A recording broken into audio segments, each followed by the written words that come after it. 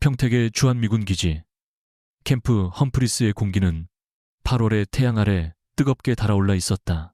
아지랑이가 활주로 끝에서 피어오르고 매미 소리는 마치 금속을 긁는 듯 날카롭게 연병장을 가득 메웠다. 한미연합훈련인 키 리졸브가 한창인 이곳의 열기는 비단 날씨 때문만은 아니었다.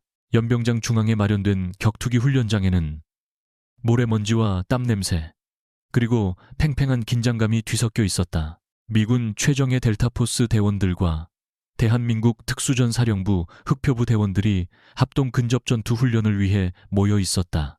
양국의 군인들은 서로의 어깨를 마주하고 있었지만 그들 사이에는 보이지 않는 경쟁심과 자존심의 벽이 존재했다. 훈련을 총괄하는 미군 측 지휘관은 델타포스 소속의 이사벨라 벨라롯이 대위였다. 그녀는 이글거리는 녹색 눈동자와 단단하게 다물린 입술, 햇볕에 그을린 구릿빛 피부를 가진 여자였다. 군복은 그녀의 군더더기 없는 근육질 몸매를 그대로 드러냈고 걸음걸이 하나하나에는 강한 자신감과 오만함이 묻어났다. 그녀는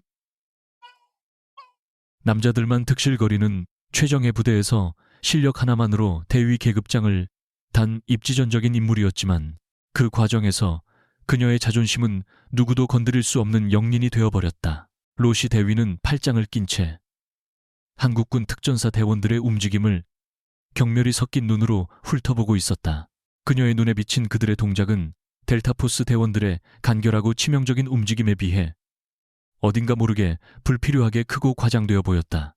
이게 당신들 특수부대의 격투술인가?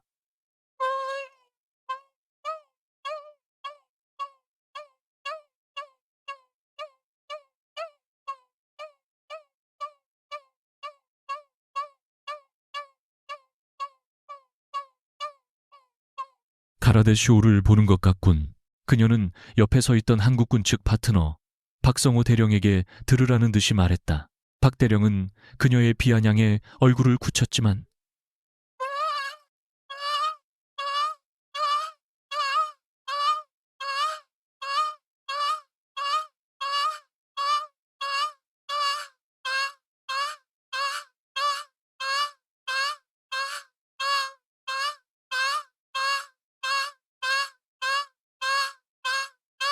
우리 군의 무술은 실전성과 깊이를 모두 갖추고 있습니다. 대위님.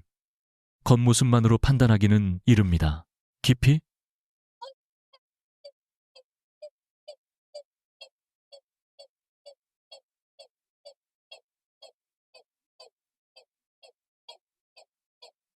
깊이?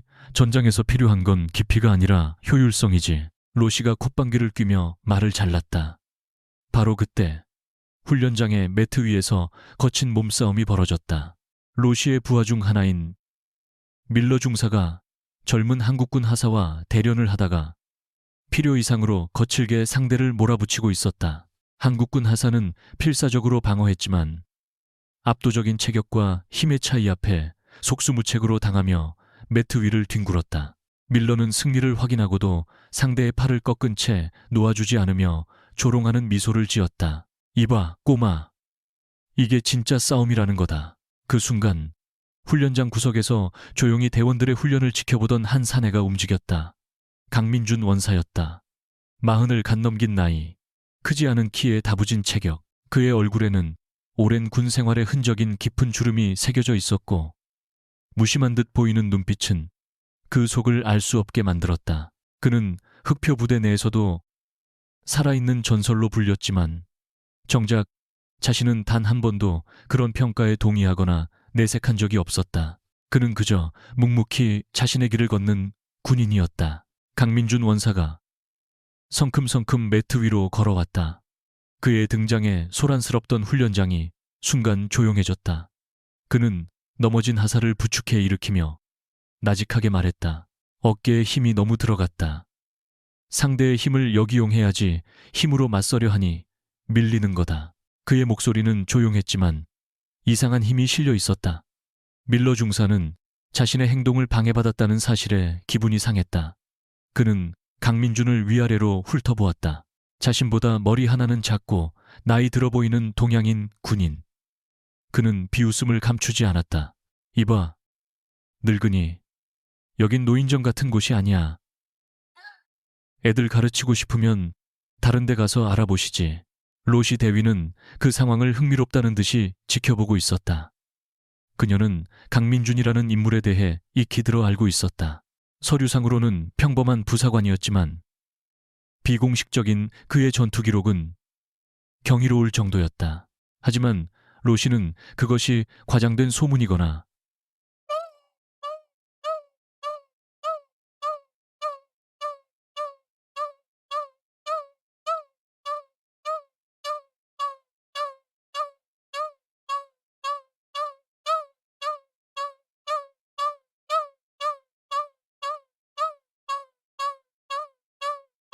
강민준은 밀러의 도발에 아무런 표정 변화 없이 그를 마주보았다. 계급은 내가 위다, 중사.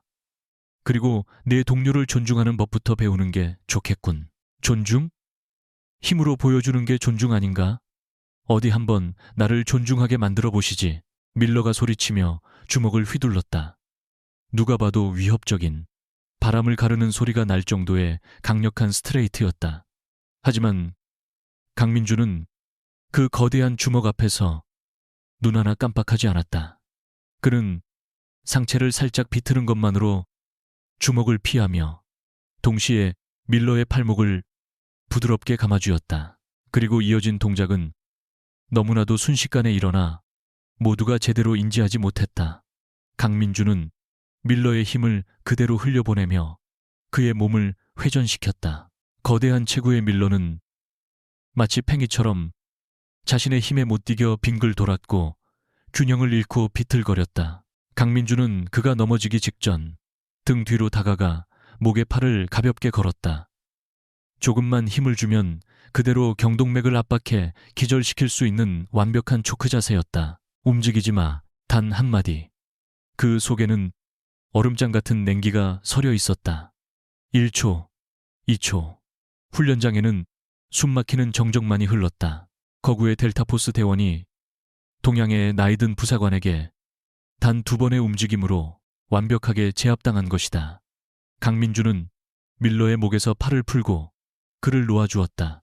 밀러는 자존심에 얼굴이 시뻘개진 채 거친 숨을 몰아쉬었다. 그때까지 흥미롭게 구경하던 로시 대위의 얼굴에서 미소가 사라졌다. 그녀의 녹색 눈동자에 차가운 분노가 서리기 시작했다. 자신의 부하가, 그것도 부대 내에서 힘으로는 누구에게도 뒤지지 않는 밀러가 저렇게 허무하게 당한 것은 곧 자신과 델타포스 전체에 대한 모욕이었다. 그녀가 직접 매트 위로 올라섰다. 군화가 매트를 밟는 소리가 유난히 크게 울렸다. 그녀는 강민준의 주위를 마치 먹잇감을 살피는 암표범처럼 천천히 돌며 말했다. 과연 소문이 아주 틀린 건 아니었군. 녹슬긴 했지만 아직 쓸만한 기술이야. 하지만 그게 전부지. 당신들 한국군은 항상 그런 식이야. 화려하지만 실속이 없어. 우리가 실전에서 피를 흘리며 싸울 때 당신들은 산속에서 이런 서커스나 연습하고 있었겠지. 그것은 명백한 도발이자 한국군 전체를 향한 모독이었다. 박성호 대령의 얼굴이 굳어지고 특전사 대원들의 눈빛이 날카로워졌다. 강민준은 여전히 표정 변화 없이 그녀를 응시했다. 말을 가려서 하는 게 좋을 거다. 대위, 가려서 하라고? 왜? 아픈가? 진실은 언제나 아픈 법이지. 원사, 로시는 강민준의 바로 앞에 멈춰서서 그의 눈을 똑바로 쳐다보며 말을 이었다. 그녀의 목소리에는 이제 노골적인 경멸이 가득했다. 당신이 그렇게 대단한 실력자라면 나와 한판 붙어보지. 조건은 간단해. 당신네 한국군이 그렇게 자랑하는 그 깊이 있는 무술로 날 이겨봐. 쇼가 아니라 진짜 실력으로. 그녀는 잠시 말을 끊고 입가에 잔이 날 정도로 아름다운 미소를 머금었다. 그리고 모든 사람이 자신의 귀를 의심하게 만드는 군인의 입에서는 결코 나와서는 안 될 말을 내뱉었다. 날 이기면 임신해줄게. 순간 훈련장의 모든 공기가 얼어붙었다. 미군도 한국군도 모두가 충격으로 아무 말도 하지 못했다. 그것은 단순한 도발을 넘어선 한 인간과 그가 속한 군 전체의 명예를 성적으로 모독하는 최악의 발언이었다. 여군 장교가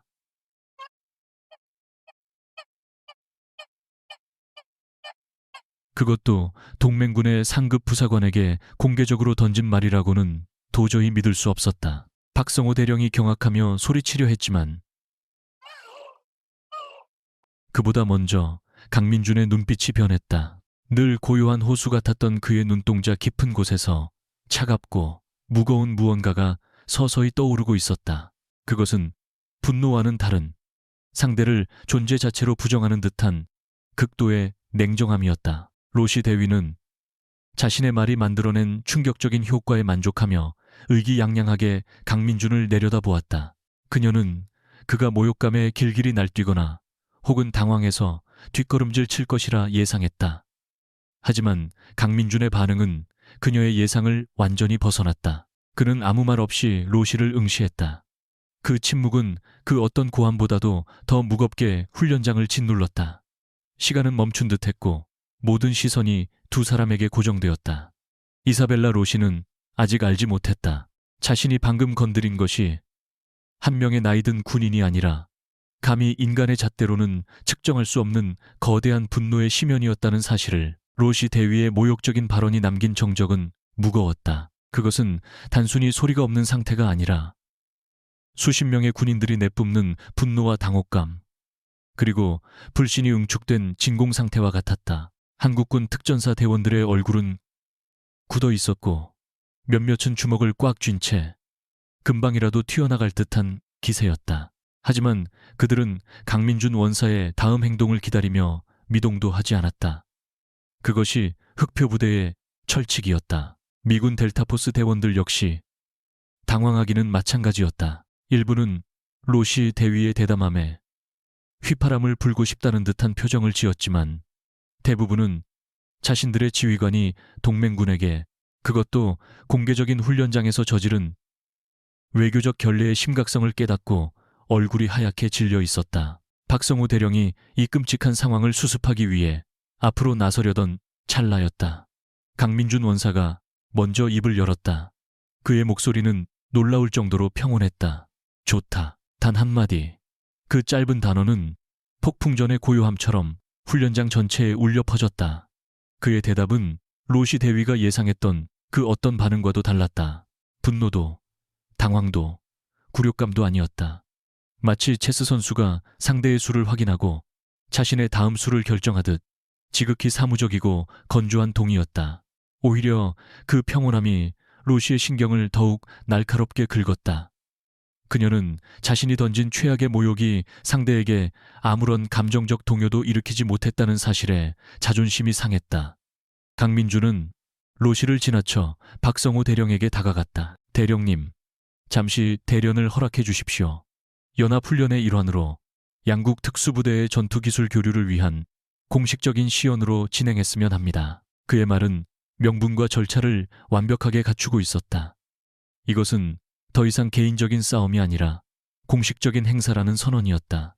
박 대령은 잠시 망설였지만 강민준의 눈빛에서 흔들림 없는 결의를 읽고는 말없이 고개를 끄덕였다. 그는 이 자리에서 강민준을 막는 것이 오히려 한국군의 명예를 실추시키는 일이라는 것을 알았다. 미군 측 지휘관인 톰슨 소령도 더 이상 이 상황을 막을 수 없다는 것을 깨닫고 마지못해 동의했다. 순식간에 훈련장의 중앙 매트가 비워졌다. 군인들은 약속이나 한 듯 원형으로 물러서서 두 사람을 위한 공간을 만들었다. 이제 이곳은 단순한 훈련장이 아니라 두 군대의 자존심이 걸린 결투장이 되었다. 로시 대위는 겉옷을 벗어 던졌다. 민소매 훈련복 아래로 드러난 그녀의 팔과 어깨 근육은 마치 화강암을 깎아 만든 조각상처럼 단단해 보였다. 그녀는 목을 좌우로 꺾으며 관절을 풀었고 그 움직임 하나하나에서 야생의 에너지가 넘쳐 흘렀다. 그녀의 눈은 사냥감을 눈앞에 둔 포식자처럼 번뜩였다. 반면 강민준은 아무런 준비 동작도 하지 않았다. 그는 그저 편안한 자세로 서서 고요한 눈으로 상대를 바라볼 뿐이었다. 그의 모습은 마치 폭풍우가 몰아치는 바다 한가운데 서 있는 등대와도 같았다. 시작. 톰슨 소령의 외침이 떨어지기가 무섭게 로시가 먼저 움직였다. 그녀는 마치 압축된 스프링이 튀어나가듯 폭발적인 속도로 거리를 좁혔다. 그녀의 전투 스타일은 델타포스에서 가르치는 최신 근접 전투술, 즉 크라브 마가와 무에타이를 결합한 극단적으로 공격적인 형태였다. 첫 공격은 상대의 호흡을 끊는 날카로운 압착이었다. 하지만 강민주는 마치 그 공격을 미리 알고 있었다는 듯 종이 한 장 차이로 몸을 비틀어 피했다. 로시의 군홧발이 그의 옆구리를 스치며 허공을 갈랐다. 로시는 당황하지 않고 그 자세 그대로 몸을 회전시키며 팔꿈치로 그의 관자놀이를 노렸다. 치명적인 공격이었다. 강민주는 상체를 뒤로 젖혀 팔꿈치를 피하는 동시에 로시의 공격하는 팔 아래로 자신의 팔을 집어넣어 그녀의 균형을 미세하게 무너뜨렸다. 로시는 자신의 공격이 연달아 빗나가자 짧은 신음을 터뜨렸다. 그녀의 분노가 더욱 타오르기 시작했다. 그녀는 쉴 틈을 주지 않고 펀치와 킥을 폭풍처럼 쏟아부었다. 잽, 스트레이트, 훅, 로우킥, 미들킥, 모든 공격은 교과서처럼 정확하고 파괴적이었다. 하지만 강민주는 그 모든 공격의 파도를 묵묵히 받아내고 있었다. 그는 뒤로 물러서지 않았다. 대신 최소한의 움직임으로 모든 공격을 흘려보내거나 받아냈다. 손바닥으로 주먹의 궤도를 살짝 바꾸고 정강이로 킥의 충격을 흡수했다. 그의 움직임은 마치 흐르는 물과 같아서 로시의 강력한 공격은 그에게 닿는 순간 그 힘을 잃고 무력화되었다. 시간이 흐를수록 초조해지는 것은 로시였다. 그녀는 자신의 체력과 힘을 믿었지만 상대는 마치 끝없는 심연처럼 그녀의 모든 공격을 빨아들이고 있었다. 그녀의 이마에는 땀방울이 맺혔고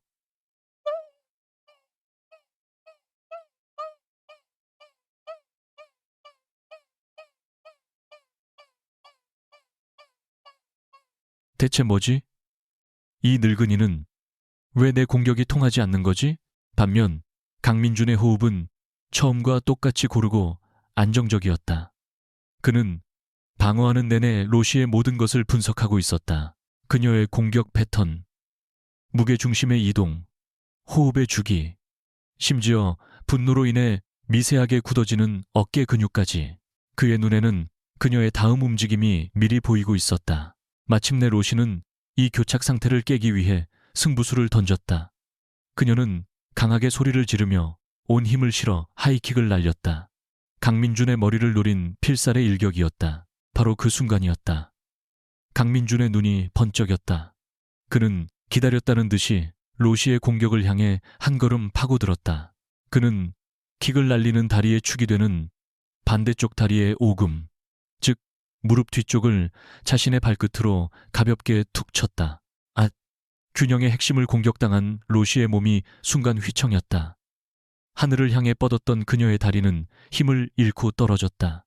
강민주는 그 찰나의 순간을 놓치지 않았다. 그는 로시의 떨어지는 다리를 자신의 팔로 받아 안는 동시에 다른 손으로는 그녀의 목덜미를 부드럽게 감쌌다. 그리고 자신의 몸을 축으로 삼아 그녀의 몸 전체를 거대한 원을 그리듯 던져버렸다. 한국 특공무술의 기술 중 하나인 회전 던지기였다. 거대한 파도를 역이용하여 더 큰 파도로 되돌려주는 듯한 움직임이었다. 로시의 몸이 공중에서 한 바퀴 돌고 매트 위로 떨어졌다. 그녀는 충격으로 숨을 제대로 쉴 수 없었다. 하지만 그녀가 정신을 차리기도 전에 강민준의 그림자가 그녀를 덮쳤다. 그는 떨어진 그녀의 위에 올라타지 않았다. 대신 그는 무릎으로 그녀의 한쪽 팔을 제압하고 양손으로 다른 쪽 손목과 팔꿈치를 꺾어 완벽한 관절기를 걸었다. 조금만 힘을 더 주면 그녀의 어깨 관절은 그대로 탈구될 것이었다. 항복해, 대위. 처음으로 그가 입을 열었다. 그의 목소리는 여전히 감정이 없었지만 그 속에는 거스를 수 없는 단호함이 담겨 있었다. 하지만 이사벨라 로시는 항복이라는 단어를 배운 적이 없는 여자였다. 그녀는 고통 속에서도 이를 악물고 버텼다. 그녀의 눈에서는 굴욕감과 분노가 불꽃처럼 타올랐다. 누가 너 같은 늙은이에게. 그녀는 남은 한 팔로 바닥을 짚고 몸을 일으키려 발버둥 쳤다. 강민주는 그런 그녀를 잠시 내려다보더니 조용히 관절기를 풀고 뒤로 물러섰다. 마치 그녀에게 마지막 기회를 주는 듯한 행동이었다. 로시는 그 행동을 자비가 아닌 모욕으로 받아들였다. 그녀는 짐승 같은 함성을 지르며 다시 한번 강민준에게 달려들었다. 이성을 잃은 오직 분노만이 담긴 마지막 돌진이었다. 강민준은 피하지 않았다. 그는 달려드는 로시의 어깨를 양손으로 잡고 몸을 낮추며 그녀를 등 위로 업어매쳤다. 유도의 업어치기와 비슷하지만 훨씬 더 간결하고 치명적인 동작이었다. 로시의 몸은 포물선을 그리며 그의 등 너머로 날아가 매트 위에 등을 강하게 부딪히며 떨어졌다. 톡! 그녀의 폐에서 모든 공기가 빠져나갔다. 눈앞이 하얗게 변하고 온몸에 힘이 풀렸다. 그녀는 매트 위에 큰 대자로 누워 가쁜 숨만 몰아쉴 뿐 손가락 하나 까딱할 수 없었다. 결투는 끝났다. 강민준은 쓰러진 로시를 잠시 내려다보았다. 그는 승자의 환호도 패자에 대한 조롱도 하지 않았다. 그는 그저 묵묵히 돌아서서 훈련장의 모든 군인들을 향해 가볍게 목례를 했다. 그리고는 아까 밀러 중사에게 당했던 젊은 하사에게 다가가 그의 어깨를 두드리며 말했다. 괜찮나? 다시 일어서 그의 행동은 방금 전에 살벌했던 결투가 마치 아무 일도 아니었다는 듯 일상적인 훈련의 일부였다는 듯 자연스러웠다. 매트 위에 누워있던 로시의 눈이 그 모습을 쫓았다. 그녀의 시야가 조금씩 선명해지면서 강민준의 무심한 뒷모습이 눈에 들어왔다. 그 순간 그녀의 내부에서 무언가가 부서지고 그 자리에 차갑고 어두운 증오가 싹트기 시작했다. 육체적인 고통은 아무것도 아니었다. 수백 명의 동료와 부하들 앞에서 그것도 자신이 벌레처럼 여기던 상대에게 처참하게 패배한 이 굴욕감은 그녀의 영혼에 지워지지 않을 낙인처럼 새겨졌다. 그녀는 언젠가 반드시 이 빚을 몇 배로 갚아주리라 다짐했다. 강민준, 그 남자를 자신의 발 아래 무릎 꿇리고야 말겠다고. 이사벨라 로시의 충격적인 최후는 바로 이 패배의 순간에 그 씨앗이 뿌려지고 있었다. 강민준과의 대결에서 겪은 굴욕적인 패배 이후 이사벨라 로시 대위는 독이 오른 살무사처럼 변했다. 그녀의 자존심은 산산조각 났고 그 빈자리는 강민준에 대한 불타는 증오와 복수심으로 가득 찼다. 그녀는 더 이상 공개적으로 그에게 맞설 수 없다는 것을 알았다. 육체적인 힘으로는 그를 이길 수 없다는 사실을 뼈저리게 깨달았기 때문이다. 그래서 그녀는 더 교활하고 비열한 방법을 선택했다. 자신의 계급과 권력을 이용해 그를 서서히 그리고 확실하게 무너뜨리기로 결심한 것이다. 그날의 대결은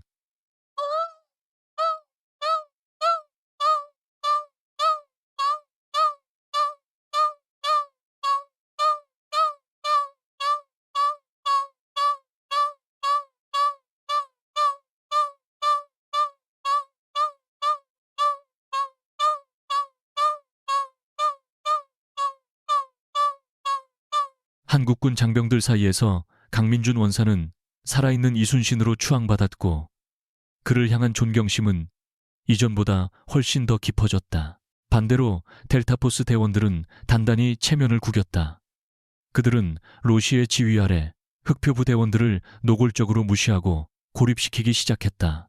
연합훈련의 취지는 퇴색되었고 부대 사이에는 차가운 냉기와 불신만이 감돌았다. 로시는 가장 먼저 공식적인 절차를 이용했다. 그녀는 강민준 원사가 공식 시연 중에 자신에게 도발적이고 불필요한 공격을 가해 부상을 입혔다는 내용의 보고서를 상부에 제출했다. 물론 터무니없는 주장이었지만 미군 장교가 공식적으로 문제를 제기한 이상 양국군 지휘부는 조사를 진행하지 않을 수 없었다. 이 조사는 결국 증거 불충분으로 흐지부지 끝났지만 그 과정에서 강민준과 그의 부대원들은 수차례 불려다니며 행정적인 괴롭힘을 당해야 했다. 그것은 시작에 불과했다. 로시는 훈련 스케줄에 대한 자신의 영향력을 10분 활용했다. 그녀는 연합훈련 프로그램 조율회의에서 강민준이 속한 흑표부대 3팀에게 가장 의미 없고 소모적인 임무들을 배정했다. 이미 재고 조사가 끝난 군수창고를 다시 점검하는 임무, 기지 내에서 가장 안전한 구역의 외곽을 순찰하는 임무, 심지어는 아무도 사용하지 않는 폐활주로의 잡초를 제거하는 작업까지. 모든 임무는 겉으로는 그럴듯한 명분을 가지고 있었지만 그 본질은 최정예 특수부대원들의 시간을 낭비하고 사기를 꺾기 위한 명백한 의도를 담고 있었다. 젊은 부대원들은 불만을 터뜨렸다. 원사님, 이게 말이나 됩니까? 우리가 이런 자비리나 하려고 목숨 걸고 훈련받은 줄 아십니까? 미군 놈들이 우리를 완전히 무시하고 있습니다. 그럴 때마다 강민주는 묵묵히 자신의 장비를 챙기며 나직하게 말했다. 군인에게는 무의미한 임무란 없다. 모든 임무에는 그 이유가 있는 법이다. 불평할 시간에 주변을 한 번이라도 더 경계하는 것이 진짜 군인이다. 그의 태도는 언제나처럼 침착했고 그 침착함은 오히려 부대원들을 숙연하게 만들었다. 그들은 강민준과 함께라면 아무리 무의미해 보이는 임무라도 묵묵히 수행했다. 한편 로시의 이런 비열한 책략 뒤에는 조력자가 있었다.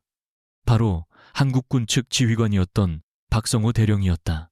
그는 겉으로는 로시와 강민준 사이의 갈등을 중재하고 연합훈련을 원만하게 이끌려는 유능한 지휘관처럼 보였다. 하지만 그는 아무도 없는 곳에서는 로시와 은밀한 대화를 나누곤 했다. 어느 날 저녁, 기지 내 장교 클럽의 구석진 테이블에서 두 사람이 마주 앉았다. 대위, 너무 강민준 원사를 자극하는 거 아니오? 그러다가 일이 커지면 곤란해. 박 대령이 걱정스러운 듯 말했지만 그의 눈빛에는 다른 종류의 불안감이 서려 있었다. 걱정 마시죠, 대령님. 늙은 개는 그냥 구석에 처박아 두면 알아서 조용해지는 법입니다. 그보다 다음 물건은 스케줄대로 진행되는 겁니까? 로시가 와인잔을 돌리며 물었다. 그녀의 목소리는 뱀처럼 차가웠다. 문제 없어. 예정대로 이번 주 금요일 자정, 감마 섹터의 3번 창고에서. 하지만 경계가 예전 같지 않아. 그 강원사라는 작자 때문에 기지 전체의 군기가 바짝 들어있단 말이야. 그건 제가 알아서 처리하겠습니다. 그날 밤 강민준 원사는 아주 멀리 아주 재미없는 곳에서 밤을 새우게 될 테니까. 로시는 자신만만한 미소를 지었다. 두 사람의 대화는 평범한 군수 물품 조달에 대한 이야기처럼 들렸지만 그들이 언급하는 물건이나 스케줄 같은 단어들에는 어둡고 위험한 기운이 감돌고 있었다. 그리고 운명의 금요일 밤이 찾아왔다. 그날 강민준의 3팀에게 떨어진 임무는 역시나였다. 기지 동쪽 끝, 오랫동안 사용되지 않아 거의 폐허처럼 변해버린 감마 섹터를 순찰하는 것이었다. 감마 섹터는 보급 부대조차 거의 찾지 않는 그야말로 기지에 버려진 땅이었다. 로시는 강민준을 그곳에 보냄으로써 자신의 범죄 현장에서 가장 위협적인 임무를 완벽하게 떼어놓았다고 생각했다. 깊은 밤, 순찰차의 헤드라이트 불빛만이 어둠을 가르고 있었다. 강민준은 조수석에 앉아 창밖으로 스쳐 지나가는 낡은 창고들을 무심하게 바라보고 있었다. 운전석의 김 상사가 하품을 하며 말했다. 정말 지루해서 미치겠습니다, 원사님. 이런 곳에 대체 뭐가 있다고 순찰을 돌라는 건지. 지루할 때가 가장 위험한 법이다.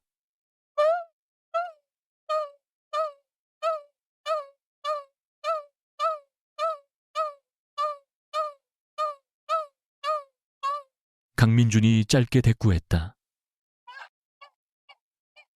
바로 그 순간 그의 눈이 어둠 속의 한 지점에 고정되었다.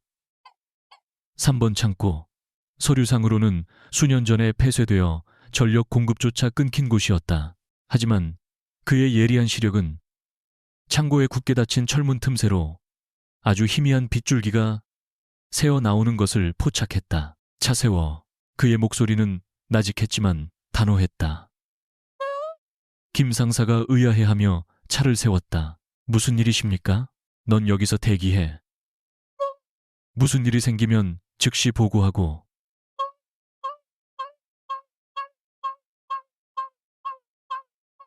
내 명령 없이는 절대 움직이지 마. 강민준은 소총을 챙겨들고 소리 없이 차에서 내렸다. 그의 몸은 어둠 속으로 스며들 듯 사라졌다. 수십 년간 전장을 누비며 그의 몸에 각인된 본능이 위험 신호를 보내고 있었다. 이곳에서는 무언가 잘못된 일이 벌어지고 있었다. 그는 창고 정면을 피해서 어둠을 따라 우회했다. 그의 발걸음은 고양이처럼 소리가 없었고 숨소리마저 어둠에 묻혔다. 그는 창고 뒤편 녹슨 철제 사다리를 발견하고는 망설임 없이 올라탔다. 낡은 사다리는 삐걱거리는 소리를 냈지만 그는 자신의 체중을 교묘하게 분산시켜 소음을 최소화했다. 창고 지붕에 올라선 그는 낡은 환기구 덮개 틈으로 내부를 살폈다. 그리고 그의 눈에 들어온 광경은 그의 모든 예상을 뛰어넘는 것이었다. 창고 내부에는 희미한 비상등 몇 개가 켜져 있었고 그 아래에서 몇몇 인물들이 분주하게 움직이고 있었다. 로시 대위의 부하들. 그 중에는 강민준에게 패배했던 밀러 중사의 얼굴도 보였다. 그들은 군용 마크가 모두 제거된 정체불명의 나무 상자들을 대형 트럭에 싣고 있었다. 그 트럭은 군용 차량이 아닌 위장막을 덮은 민간용 트럭이었다. 그리고 그 모든 작업을 어둠 속에서 지켜보는 두 사람이 있었다. 한 명은 이사벨라 로시 대위, 다른 한 명은 대한민국의 군복을 입고 있는 박성호 대령이었다. 박 대령은 민간인 트럭 운전사에게 두툼한 봉투를 건네며 무언가 나직하게 지시하고 있었다. 로시는 팔짱을 낀 채 만족스러운 미소로 그 광경을 지켜보고 있었다. 순간 강민준의 머릿속에서 모든 퍼즐 조각이 맞춰졌다. 로시의 오만함, 그녀의 비열한 괴롭힘, 박 대령과의 은밀한 관계, 그리고 지금 눈앞에서 벌어지고 있는 이 불법적인 행위. 이것은 단순한 군기문란의 문제가 아니었다. 양국군의 고위 장교가 연루된 군수품 불법 유출, 즉 반역 행위였다. 로시가 자신을 그토록 증오하고 구석으로 몰아넣으려 했던 이유는 단순히 개인적인 자존심 때문만이 아니었다. 자신의 범죄를 감추기 위해 가장 위협적인 존재를 사전에 제거하려 했던 것이다. 강민준은 분노로 온몸이 떨리는 것을 느꼈다. 하지만 그는 움직이지 않았다. 지금 섣불리 행동하는 것은 자살 행위나 다름없었다. 상대는 중부장한 델타포스 대원들이고 자신은 혼자였다. 무엇보다 이들을 법의 심판대에 세우기 위해서는 감정이 아니라 확실한 증거가 필요했다. 그는 조용히 품에서 자신의 스마트폰을 꺼냈다. 최신 군용 장비는 아니었지만 어둠 속에서 증거를 남기기에는 충분했다. 그는 환기구 틈으로 렌즈를 겨누고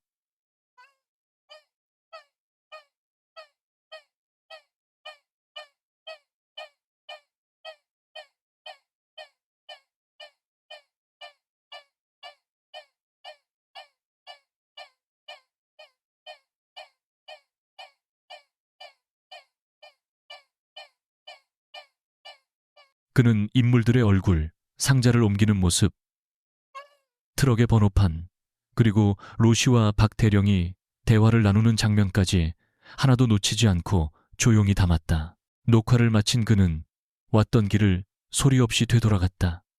그는 어둠 속으로 완전히 몸을 숨기며 지붕에서 내려와 순찰차로 복귀했다. 그의 얼굴은 이전과 다름없이 평온했지만 그의 눈동자는 이제 얼음보다 차갑고 강철보다 단단한 결의로 불타고 있었다. 이것은 더 이상 명예를 위한 싸움이 아니었다. 조국을 배신한 자들을 향한 정의를 위한 전쟁의 시작이었다. 순찰차로 돌아온 강민준의 얼굴은 어둠 속에서 그 어떤 표정도 읽을 수 없었다. 그는 아무 일도 없었다는 듯이 조수석에 올라탔고 그의 침묵에 운전석의 김상사는 감히 무언가를 물어볼 엄두를 내지 못했다. 남은 순찰 시간 동안 강민준은 한마디도 하지 않았다. 그의 머릿속은 방금 목격한 충격적인 장면을 재구성하고 앞으로 나아갈 길을 설계하는 복잡한 체스판처럼 빠르게 움직이고 있었다. 막사로 복귀한 그는 샤워를 마친 뒤 모두가 잠든 시각에 자신의 관물대 깊숙한 곳에서 노트북을 꺼냈다. 보안이 철저한 군 내부망이 아닌 개인용 핫스팟을 이용해 외부 인터넷에 접속했다. 그리고 어둠 속에서 촬영한 영상을 재생했다. 화질은 조악했고 소음도 심했다. 하지만 영상은 부인할 수 없는 진실을 담고 있었다. 로시 대위와 박성호 대령의 얼굴, 그들의 부하들이 나르던 상자의 형태, 민간 트럭의 번호판. 그것은 거대한 빙산의 일각에 불과했지만 대한민국과 미군의 심장부에서 썩어 들어가고 있는 암초의 존재를 증명하는 결정적인 증거였다. 그는 이 영상을 가지고 누구에게 가야 할지 고민했다. 헌병대? 국군 방첩사령부? 하지만 그의 직속 상관 중 하나가 바로 박성호 대령이었다. 만약 박 대령이 군 내부의 더 높은 곳까지 손을 뻗치고 있다면 성급한 보고는 증거 인멸과 함께 자신을 위험에 빠뜨릴 뿐이었다.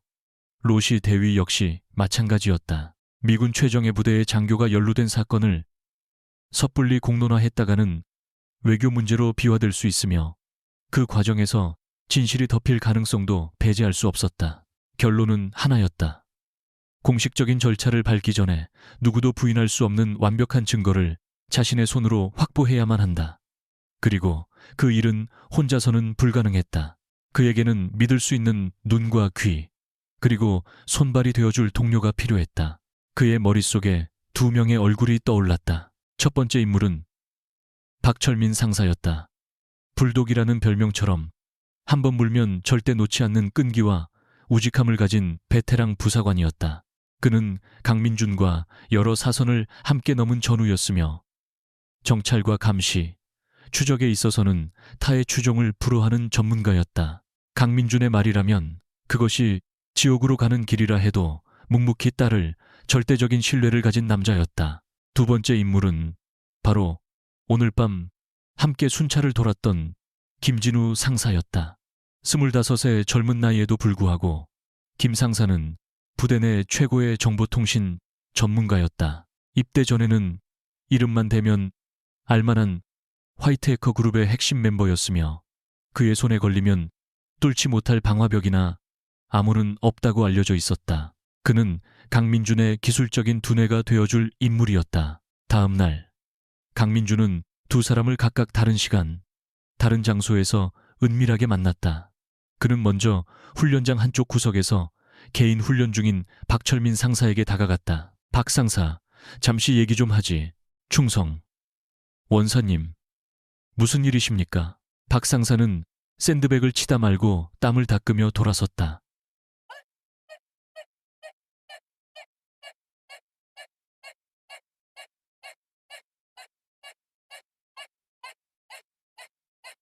그의 팔뚝은 통나무처럼 굵었다. 자네의 도움이 필요하네. 공식적인 임무는 아니야. 어쩌면 우리 모두의 군복을 벗어야 할 수도 있는 위험한 일이다. 강민주는 빙 돌려 말하지 않았다. 박철민 같은 남자에게는 직설적인 화법이 가장 효과적이었다. 박 상사는 잠시 강민준의 눈을 쳐다보더니 피식 웃으며 말했다. 원사님과 함께라면 군복이 아니라 수의를 입으려도 가겠습니다. 무엇을 하면 됩니까? 강민준은 그의 대답에 만족하며 고개를 끄덕였다. 그는 박 상사에게 로시와 박 대령의 관계에 대한 의심, 그리고 그들의 수상한 움직임에 대해 간략하게 설명했다. 아직 영상은 보여주지 않았다.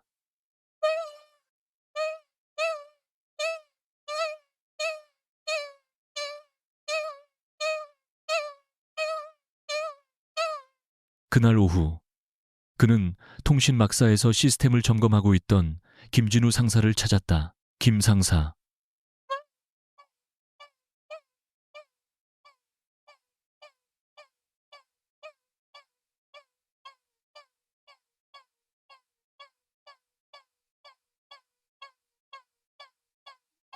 김 상사.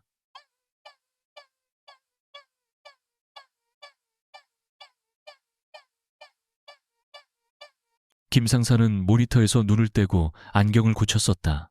제가 할 수 있는 일이라면 뭐든지요. 원사님, 군 내부망이 아닐세. 외부 데이터베이스에 접근해서 차량 번호 하나를 추적하고 특정 인물들의 통신 기록을 몰래 들여다봐야 할 수도 있어. 전부 불법적인 일이지. 발각되면 바로 영창행위야. 김진우 상사는 잠시 생각에 잠겼다. 그는 불법적인 해킹으로 군 생활을 망치고 싶지 않았다. 하지만 그의 앞에 서 있는 사람은 강민준 원사였다. 부대의 모든 젊은 장병들이 아버지처럼 따르고 존경하는 인물. 그런 그가 이런 위험한 부탁을 할 때는 분명 목숨을 걸 만한 이유가 있을 터였다. 원사님께서 하시는 일이라면 분명 올바른 일일 거라고 믿습니다. 제가 필요하시다면 기꺼이 원사님의 유령이 되어드리겠습니다. 그렇게 강민준의 비밀수사팀 유령이 결성되었다. 그날 밤 세 사람은 기지 내에서도 가장 외진 곳에 위치한 폐보일러실에서 다시 만났다. 강민준은 그제야 두 사람에게 자신이 촬영한 영상을 보여주었다. 영상을 본 박철민과 김진우의 얼굴은 충격으로 굳어졌다. 이런 미친. 박 대령님이 미군과 짜고 군수품을 빼돌리고 있었다니. 박철민이 낮은 목소리로 욕설을 내뱉었다.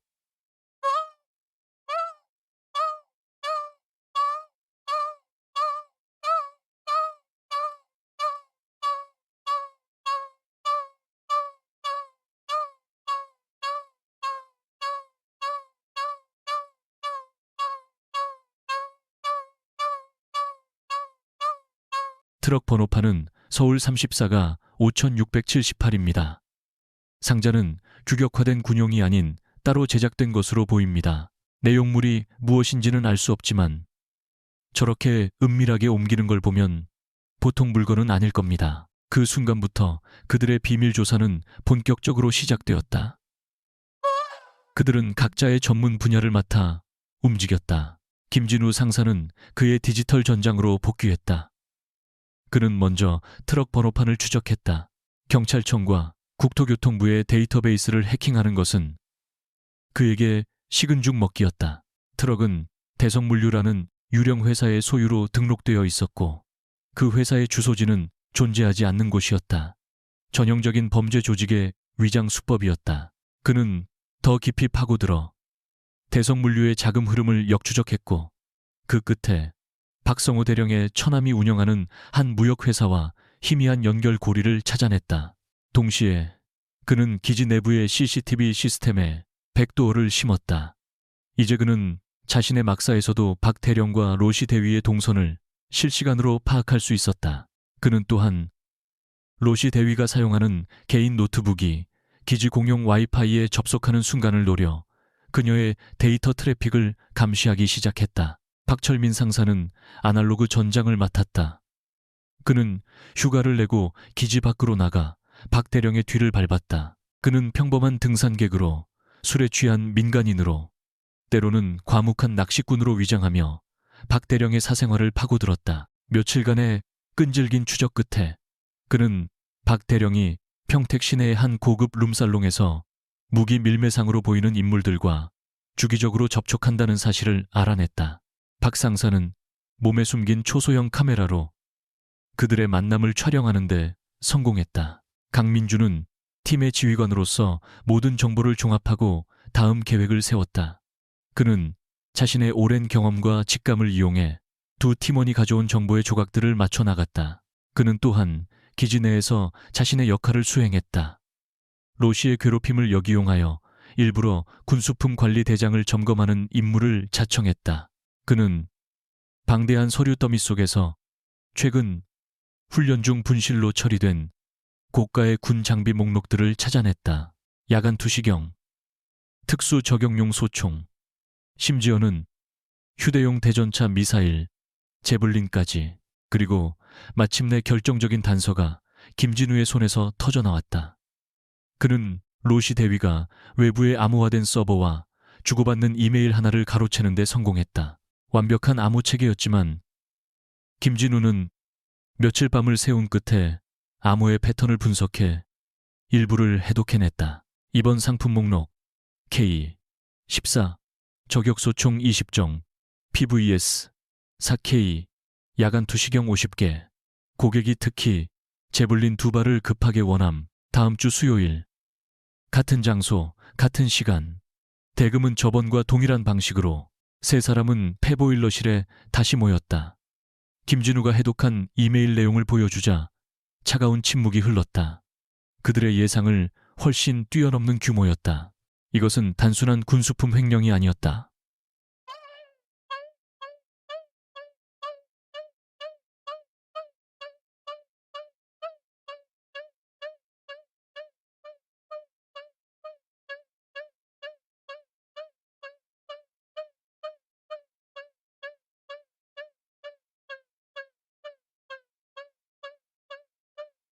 강민주는 책상 위에 펼쳐진 증거들을 내려다보았다. 박대령과 무기 밀매상의 접선 사진, 유령회사의 자금 흐름도 분실 처리된 무기 목록, 그리고 결정적으로 다음 거래의 시간과 장소를 명시한 이메일까지. 다음 주 수요일 밤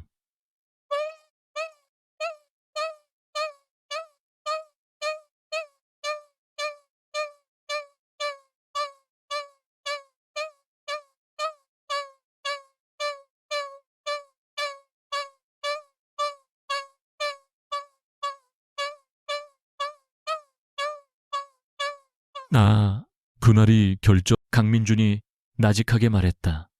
그의 눈빛은 더 이상 한 명의 부사관이 아닌 거대한 악과 맞서 싸우는 지휘관의 그것이었다. 그들은 이제 돌아올 수 없는 강을 건넜다. 그들의 비밀 조사는 이제부터 사활을 건 전쟁이 될 것이었다. 강민준과 그의 팀이 어둠 속에서 진실을 향해 한 걸음씩 나아가는 동안 거미줄의 주인들 역시 자신의 집에 침입자가 생겼음을 감지하고 있었다. 이사벨라 로시와 박성호 대령은 노련한 범죄자들답게 아주 작은 변화에도 민감하게 반응했다. 변화는 사소한 것에서부터 시작되었다. 박 대령은 자신의 사무실에 있는 서류철의 각도가 미세하게 틀어져 있는 것을 발견했다. 로시는 부하들과 작전을 논의하던 중 통신 장비에서 순간적으로 들려온 미세한 노이즈를 놓치지 않았다. 그들이 거래 장소로 사용하는 3번 창고 주변에서는 누군가 버리고 간 것으로 보이는 평범한 담배꽁초가 발견되었는데 그 담배는 흑표 부대원들에게만 보급되는 종류였다. 각각은 무시하고 지나칠 수 있는 작은 일들이었지만 그 조각들이 모이자 하나의 분명한 그림을 그렸다. 누군가 우리를 지켜보고 있다. 두 사람 사이의 분위기는 급격하게 냉각되었다.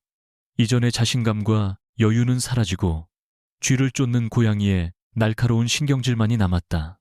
어느 날 밤 기지밖 한적한 도로에 세워둔 차 안에서 두 사람이 만났다. 빌어먹을. 누군가 우리 꼬리를 밟았어. 확실해. 박 대령이 초조하게 손톱을 물어뜯으며 말했다.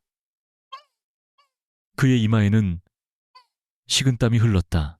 당신 부하들 입단속은 제대로 시킨 거요? 괜히 술 먹고 떠들고 다닌 놈은 없어? 내 부하들은 문제 없습니다. 로시가 차갑게 대꾸했다. 그녀는 박 대령의 불안감에 찬 표정을 경멸하듯 쳐다보았다. 범인은 뻔하죠. 강민준. 그 늙은 개가 킁킁거리며 냄새를 맡은 겁니다. 그럼 어쩔 셈이야. 다음 거래는 당장 취소해야 해. 일단 몸을 숨기고 잠잠해질 때까지 기다려야 한다고. 기다리자고? 대령님, 쥐가 나타났으면 쥐구멍을 막고 연기를 피워 잡을 생각을 해야지. 쥐가 무서워서 집을 비워주자는 겁니까? 로시의 목소리에는 얼음 같은 냉기가 서려 있었다. 그녀의 눈이 어둠 속에서 번뜩였다. 오히려 좋은 기회입니다. 그 늙은 개가 우리 뒤를 캐고 있다면 우리가 직접 덫을 놓아 그 목을 물어뜯으면 됩니다. 이번 거래는 예정대로 진행합니다. 아니, 판을 더 키우는 겁니다. 그녀의 계획은 대담하고 잔인했다. 그들은 다음 주 수요일에 있을 무기 거래를 미끼로 사용하기로 했다. 거래는 실제로 진행하되 그 장소에 완벽한 매복 진영을 구축하여 강민준이 나타나기만을 기다리는 것이었다. 만약 그가 나타난다면 불법 무기 거래 현장을 덮치려던 중 범죄자들의 총격에 순직한 영웅으로 만들어줄 생각이었다. 시체는 말을 하지 못하고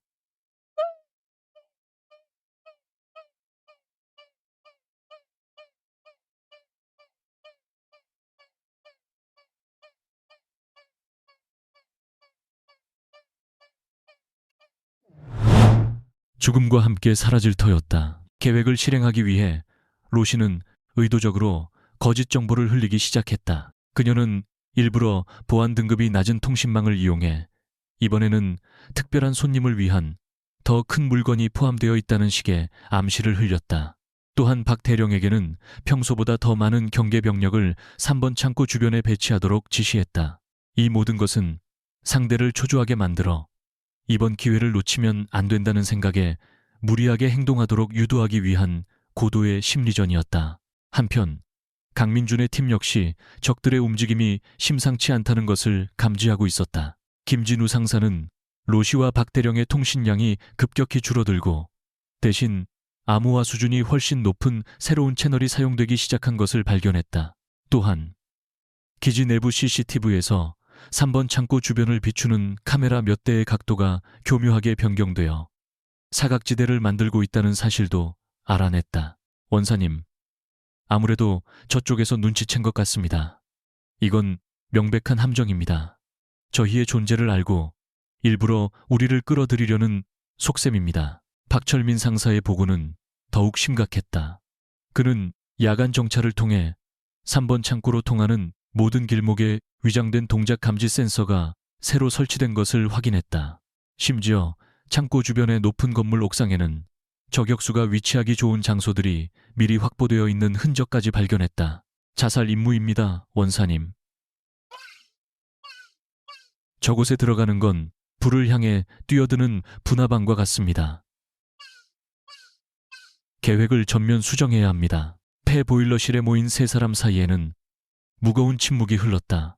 박철민과 김진우의 말대로였다. 적들은 이미 모든 준비를 끝내고 그들이 오기만을 기다리고 있었다. 이 상황에서 기존 계획대로 증거를 확보하기 위해 잠입하는 것은 무모한 짓이었다. 강민주는 벽에 걸린 기지 지도를 말없이 응시했다. 그의 머릿속에서는 수만 가지 경우의 수가 시뮬레이션되고 있었다. 후퇴할 것인가, 전진할 것인가. 여기서 멈춘다면 로시와 박대령은 잠시 몸을 숨겼다가 더욱 교묘한 방법으로 범죄를 이어갈 것이다. 어렵게 잡은 꼬리는 영원히 놓치게 될 터였다. 증거는 불충분했고 그들의 비밀 수사는 결국 실패로 끝날 것이다. 그는 천천히 돌아서서 두 팀원을 바라보았다. 그의 눈빛은 흔들림 없었다. 자네들 말이 맞다. 이건 함정이다. 하지만 그렇기 때문에 우리는 더더욱 가야만 한다. 원사님, 박철민이 놀라 소리쳤다. 강민주는 손을 들어 그를 제지했다. 적들이 우리를 기다리고 있다면 우리가 그들의 기대를 뛰어넘는 선물을 주면 되는 거다. 계획을 변경한다. 이제부터 이 작전의 목표는 단순한 증거 확보가 아니다. 그는 지도의 3번 창고를 손가락으로 가리켰다. 이곳을 그들의 무덤으로 만드는 거다. 새로운 계획은 대담하고 위험했다. 이전의 계획이 은밀한 잠입과 증거 수집에 초점을 맞췄다면 새로운 계획은 적의 함정을 역이용하여 그들을 고립시키고 실시간으로 그들의 범죄 현장을 외부로 전송하여 빼도 박도 못하는 증거를 만들어내는 것이었다. 나 혼자 들어간다. 강민준의 말에 두 사람은 경악했다. 미끼가 미끼를 무는 작전이다. 적들은 내가 올 것이라고 예상하고 있겠지. 나는 기꺼이 그들의 예상을 만족시켜줄 생각이다. 내가 그들의 시선을 모두 끄는 동안 자네들에게는 더 중요한 임무가 있다. 그는 박철민을 향해 말했다. 박 상사, 자네는 현장에 들어오지 않는다. 500m 밖에 저격 포인트에서 나와 적들의 움직임을 감시한다. 자네의 임무는 사살이 아니다. 나에게 적의 수와 위치, 움직임을 실시간으로 보고하고 내가 탈출할 수 있는 퇴로를 확보하는 것이다. 내가 생사기로에 놓인 최악의 상황이 아니라면 절대 격발해서는 안 된다. 자네는 나의 눈이자 생명선이다. 그리고 그는 김진우를 돌아보았다. 김 상사, 자네는 이 작전의 심장이다. 기지 밖 안전한 곳에서 통신 지휘소를 구축한다. 나는 몸에 초소형 실시간 영상 송출 카메라를 부착하고 들어갈 것이다. 자네는 내가 보는 모든 것을 실시간으로 보게 될 거다.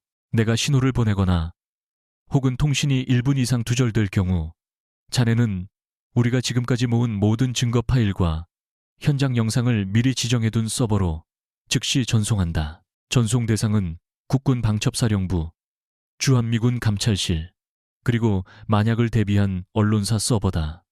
자네의 손에 우리의 목숨과 이 작전의 성패가 달려있다. 그것은 각자의 역할을 극단적으로 분리하여 위험을 분산시키고 동시에 작전의 성공 확률을 높이는 치밀한 계획이었다.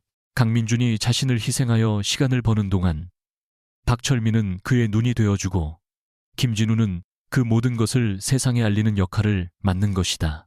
작전 개시까지 남은 시간은 24시간. 세 사람은 말없이 각자의 장비를 챙기기 시작했다.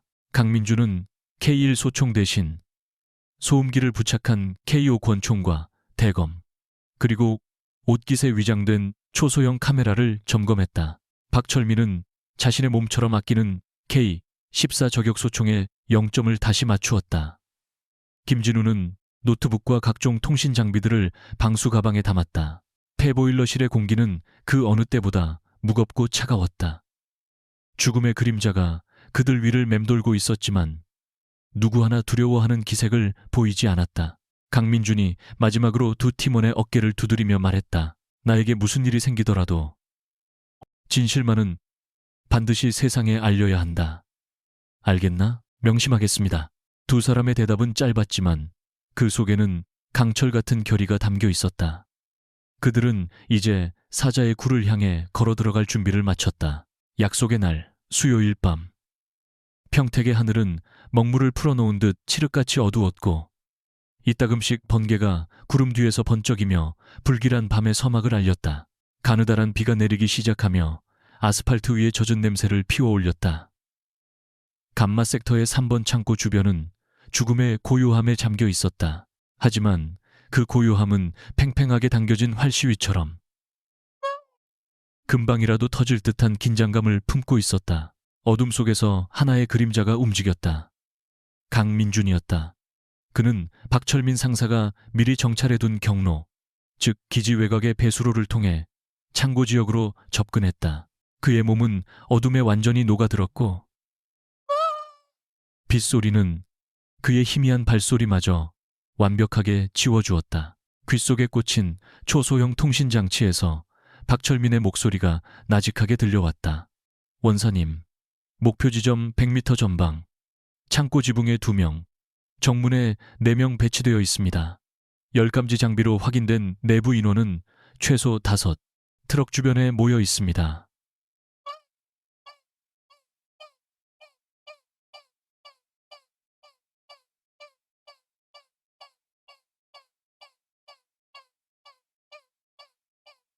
모두 중무장 상태입니다. 알겠다.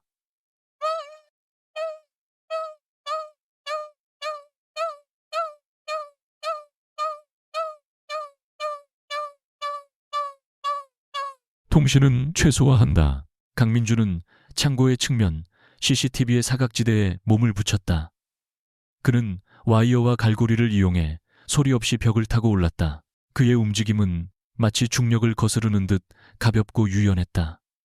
그는 2층의 깨진 유리창을 통해 창고 내부로 잠입했다. 창고 내부는 거대하고 음산했다.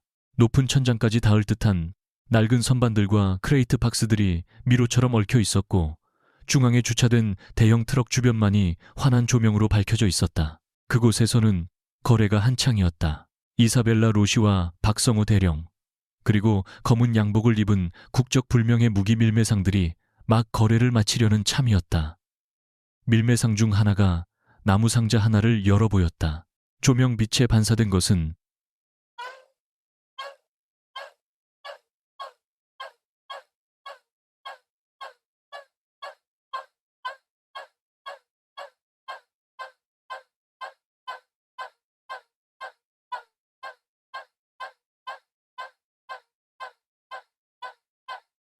조명빛에 반사된 것은 조명빛에 반사된 것 로시의 부하인 밀러 중사를 포함한 델타포스 대원들은 어둠 속 곳곳에 은폐하여 마치 거미줄에 걸릴 먹이를 기다리는 거미들처럼 숨을 죽이고 있었다. 강민준의 옷깃에 달린 카메라가 이 모든 광경을 김진우의 모니터로 실시간 전송하고 있었다. 이것만으로도 완벽한 증거였다. 이제 남은 것은 이 지옥 같은 장소에서 살아서 나가는 것이었다. 그는 조용히 통신장치의 버튼을 눌렀다. 단 한마디, 진우, 지금이다. 그의 신호는 김진우에게 모든 증거를 전송하라는 명령인 동시에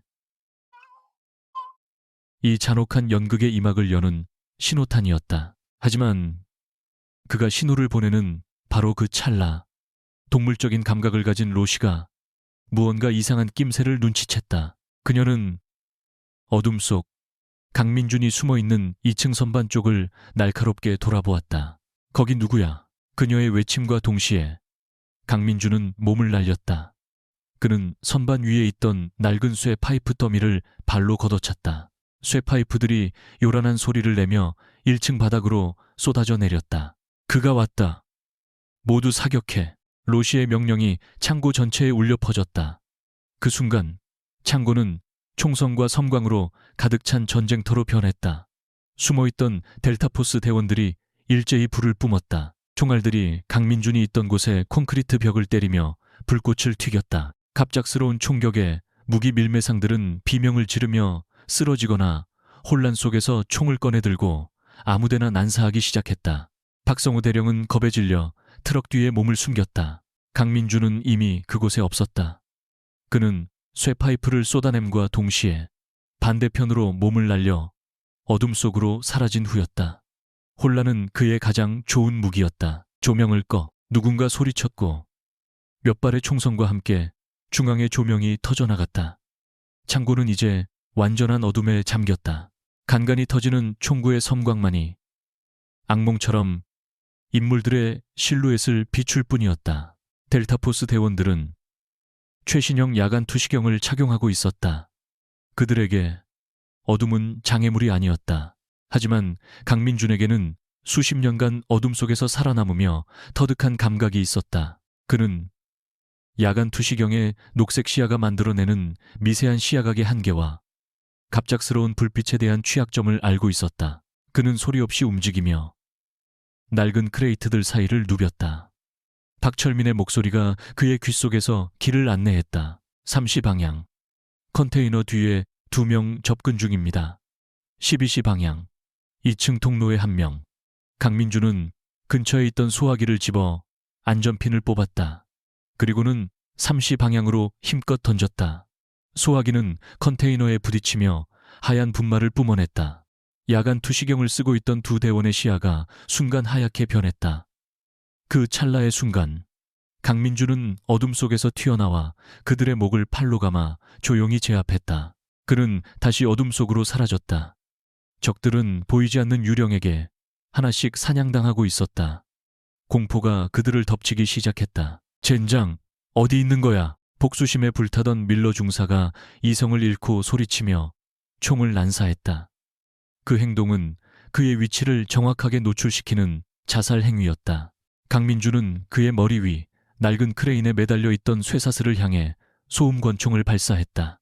총알이 쇠사슬 고리를 끊자 수백 킬로그램은 좋게 되어 보이는 녹슨 갈고리가 밀러의 바로 옆으로 떨어졌다. 밀러가 놀라 피하는 사이 강민준은 그의 등 뒤로 착지하여 단 한 번의 타격으로 그를 기절시켰다. 이제 남은 것은 로시와 2명의 부하뿐이었다.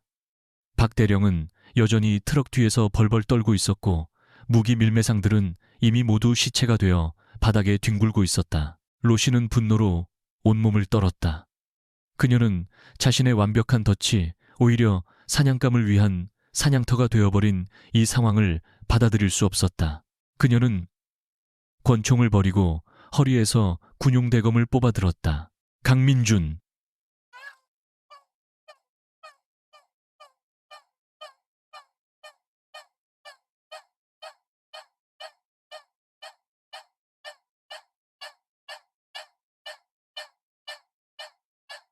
강민준, 비겁하게 숨어만 있지 말고 나와라. 사나이답게 끝장을 보자. 그녀의 외침에 응답하듯 강민준이 어둠 속에서 천천히 모습을 드러냈다. 그의 손에도 피처럼 차가운 빛을 발하는 대검이 들려 있었다. 그의 주변에는 쓰러진 델타포스 대원들이 신음하고 있었다. 남아있던 2명의 대원이 로시의 양옆을 지켰다. 3대1. 하지만 그 누구도 섣불리 움직이지 못했다. 강민준이 뿜어내는 기세는 혼자서 3명을 압도하고도 남았다. 내 놈은 괴물이야. 로시가 이를 갈며 말했다.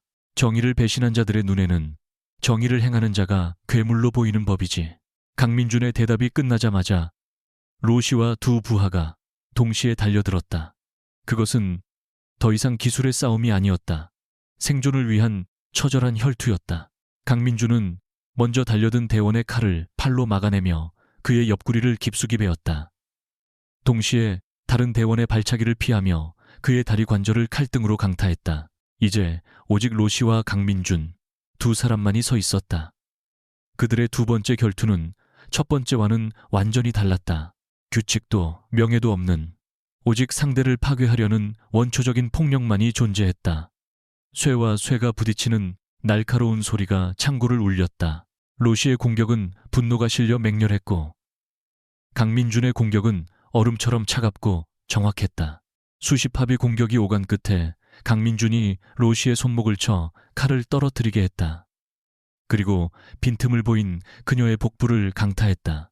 로시는 비명을 지르며 뒤로 물러났지만 강민준은 추격을 멈추지 않고 그녀의 어깨를 잡아 벽으로 밀어붙였다. 공그란구 그는 로시의 목에 자신의 칼날을 겨누었다. 조금만 힘을 주면 그녀의 숨은 끊어질 터였다. 로시는 거친 숨을 몰아쉬며 패배를 인정할 수 없다는 듯 증오에 찬 눈으로 그를 노려보았다. 강민준은 그런 그녀를 잠시 내려다보았다. 그의 눈에는 분노도 증오도 없었다. 오직 차가운 연민만이 담겨 있었다. 그는 그녀를 죽일 수 있었지만 그러지 않았다. 그의 전쟁은 살인이 목적이 아니었다. 그는 칼을 거두는 대신 손날로 그녀의 목을 정확하게 가격하여 의식을 끊었다.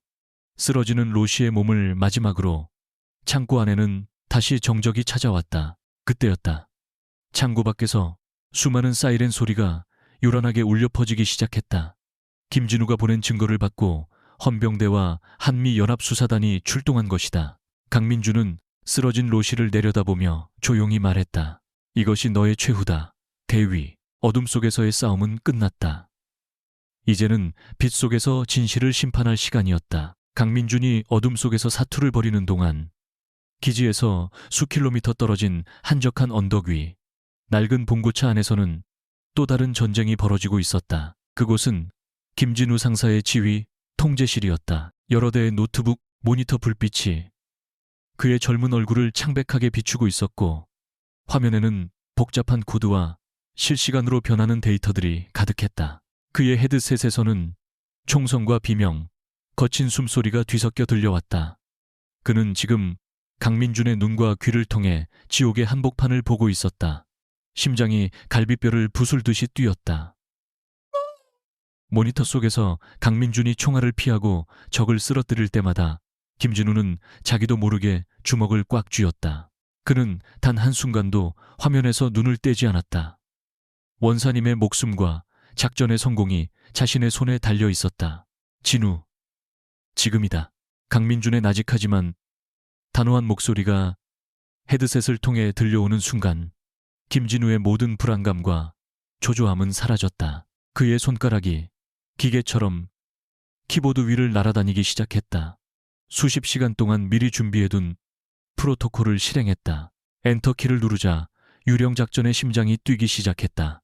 그들이 몇 주간 목숨을 걸고 수집한 모든 정보가 하나의 암호화된 데이터 패키지로 묶여 빛의 속도로 전송되었다.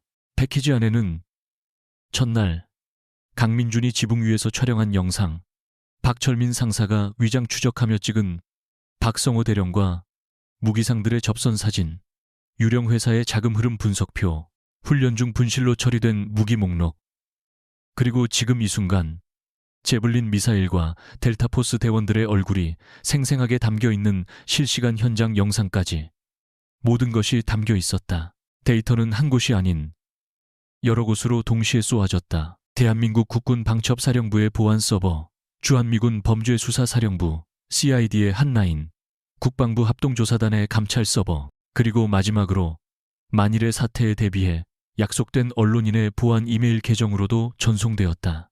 이제 그 누구도 이 진실을 덮거나 왜곡할 수 없었다. 거대한 그물은 던져졌다. 같은 시각 서울 용산의 국방부 청사, 육군 감찰실장인 이태환 준장은 산더미 같은 서류에 파묻혀 야근을 하고 있었다. 그는 군내에서도 원칙과 소신을 굽히지 않는 강골로 유명했다. 그때 그의 보안 단말기 화면에 최고 등급의 경고 메시지가 깜박였다. 군 내부의 극비 채널을 통해서만 들어오는 비상 신호였다. 이게 뭐지? 그가 의아해하며 파일을 열었다. 그리고 그의 얼굴은 순식간에 굳어졌다. 화면에 펼쳐진 것은 주한미군 기지 내부에서 벌어지고 있는 총격전의 라이브 영상이었다. 대한민국 군복을 입은 대령과 미군 특수부대 장교, 불법 무기들. 그는 이 모든 것이 조작되지 않은 실제 상황임을 직감했다. 여보시오. 지금 당장 헌병 특수임무대대 출동시켜 전원 실탄 무장. 장소는 평택 K6 감마 섹터 3번 창고다. 그리고 주한미군 사령관에게 직통 연결해. 그의 고함 소리가 조용한 사무실을 뒤흔들었다. 미군 측의 반응도 다르지 않았다. 캠프 험프리스의 지휘관인 스티븐스 소장은 자신의 사무실에서 보고를 받다 말고 경악했다. 자신의 최정예 부대인 델타포스의 장교가 무기 밀매 현장에서 총격전을 벌이고 있다는 첩보. 그리고 그 증거 영상에는 부인할 수 없는 진실이 담겨 있었다. 그는 분노로 얼굴이 시뻘개졌다. 기지 전체를 폐쇄해. 신속 대응 부대. 그를 당장 현장으로 보내. 저기 있는 놈들. 계급 고하를 막론하고 전부 체포해. 작전 개시 수분 만에 한미 양국의 군 지휘부는 발칵 뒤집혔다. 수십 대의 헌병 차량이 굉음을 내며 감마 섹터를 향해 질주하기 시작했다. 다시 3번 창고. 강민주는 의식을 잃은 로시를 뒤로 하고 살아남은 델타포스 대원들의 무기를 해제하며 그들을 한 곳에 모았다. 그때 트럭 뒤에 숨어있던 박성호 대령이 기회를 엿보고 있었다. 사이렌 소리가 점점 가까워져 오자 그는 이대로 잡힐 수 없다는 공포에 사로잡혔다. 그는 어둠을 틈타 창고의 뒷문으로 몰래 빠져나와 미리 준비해둔 자신의 차를 향해 미친 듯이 달렸다. 하지만 그의 모든 움직임은 500m 밖 언덕 위에서 저격총의 스코프로 그를 지켜보고 있던 박철민 상사의 눈안에 있었다. 원사님.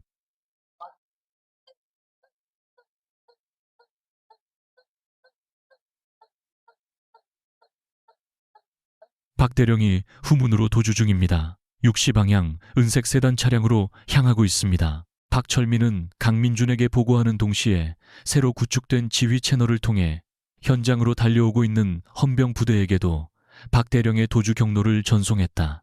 창고 정문이 거대한 굉음과 함께 활짝 열렸다. 완전 무장한 한미연합 헌병대가 눈사태처럼 밀려 들어왔다. 그들은 창고 안의 처참한 광경에 잠시 할 말을 잃었다.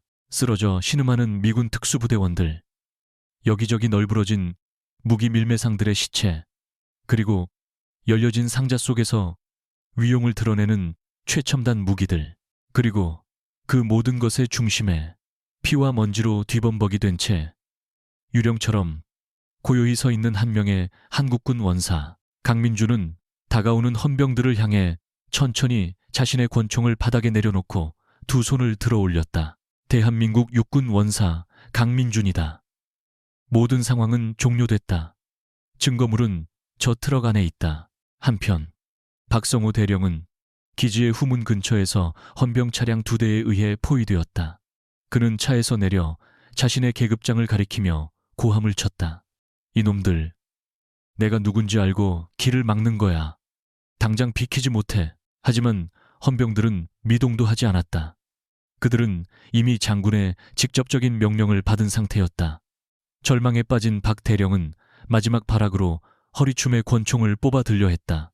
하지만 그가 행동하기 전에 건장한 헌병 대원들에게 제압당해 차가운 아스팔트 바닥에 얼굴을 처박혔다. 수갑이 그의 손목에 채워지는 순간 그의 화려했던 군 생활과 탐욕으로 가득 찼던 인생도 함께 끝장났다. 다시 3번 창고. 헌병 차량들이 뿜어내는 현란한 경광등 불빛이 창고 내부를 대낮처럼 밝혔다. 거대한 범죄의 현장이 그 추악한 실체를 온전히 드러냈다.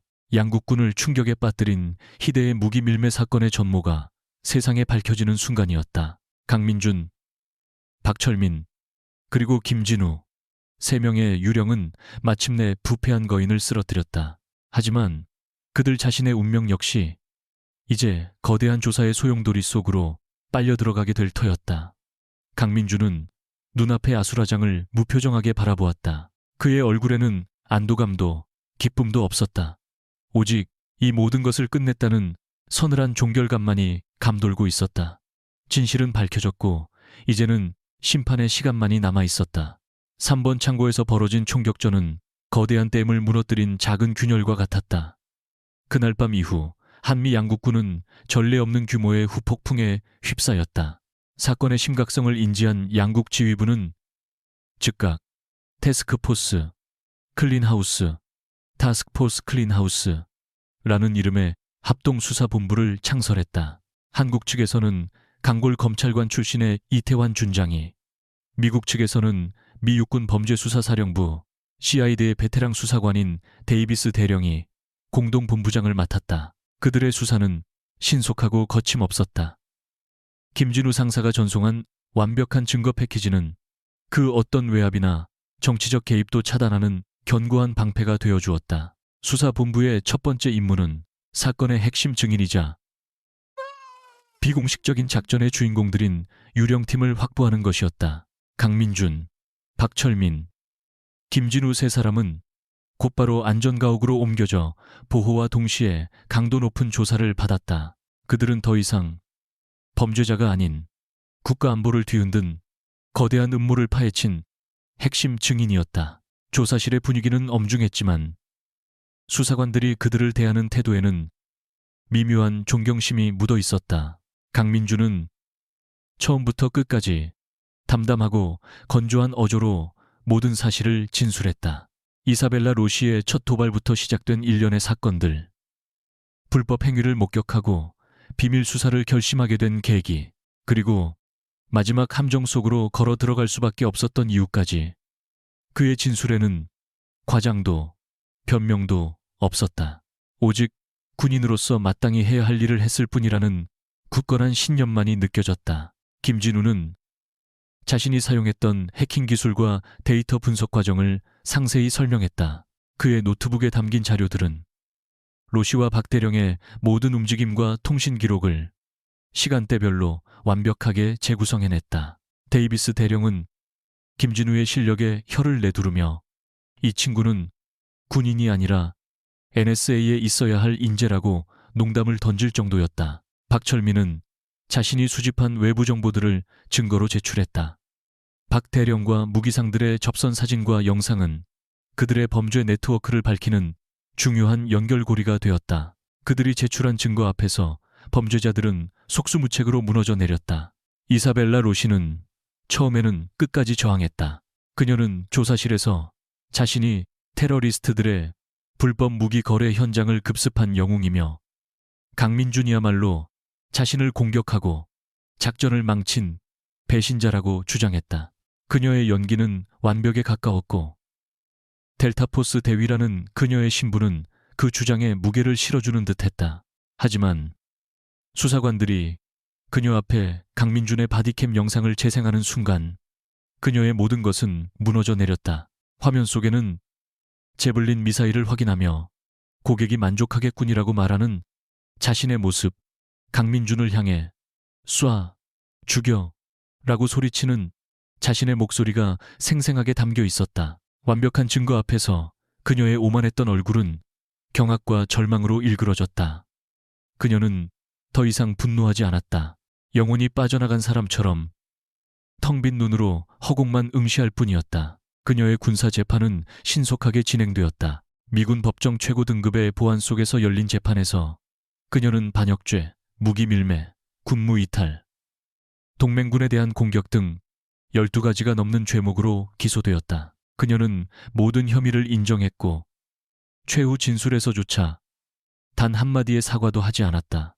그녀는 그저 시스템에 패배했을 뿐.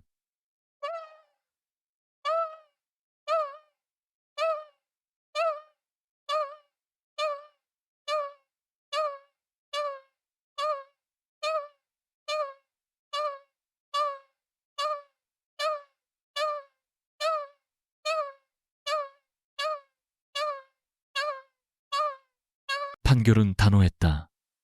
이사벨라 벨라 로시 대위는 모든 군 계급과 훈장을 박탈당하고 종신형을 선고받았다. 한때 미군 최정예 부대의 떠오르는 별이었던 그녀는 이제 캔자스주 포트 레버노스의 연방교도소에서 햇빛도 제대로 들지 않는 감방에서 남은 생을 보내게 되었다. 그녀의 충격적인 최후는 극적인 죽음이 아니었다. 자신의 오만함이 불러온 명예와 자유, 그리고 인생 전체가 파괴되는 가장 완벽한 몰락이었다. 박성호 대령은 로시와는 정반대였다. 그는 첫 조사부터 모든 것을 자백하며 어떻게든 형량을 줄여보려고 발버둥 쳤다. 그는 모든 죄를 로시에게 떠넘기며 자신은 그녀의 협박에 못 이겨 어쩔 수 없이 가담했을 뿐이라고 주장했다.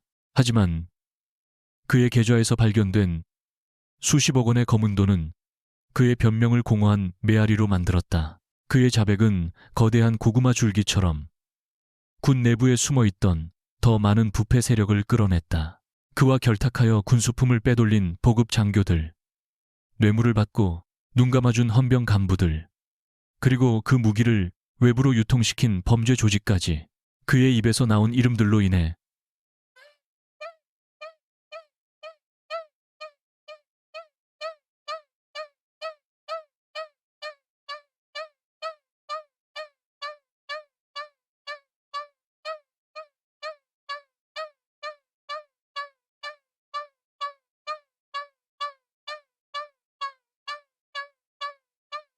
대한민국 군사법원은 그에게 일말의 동정심도 보이지 않았다.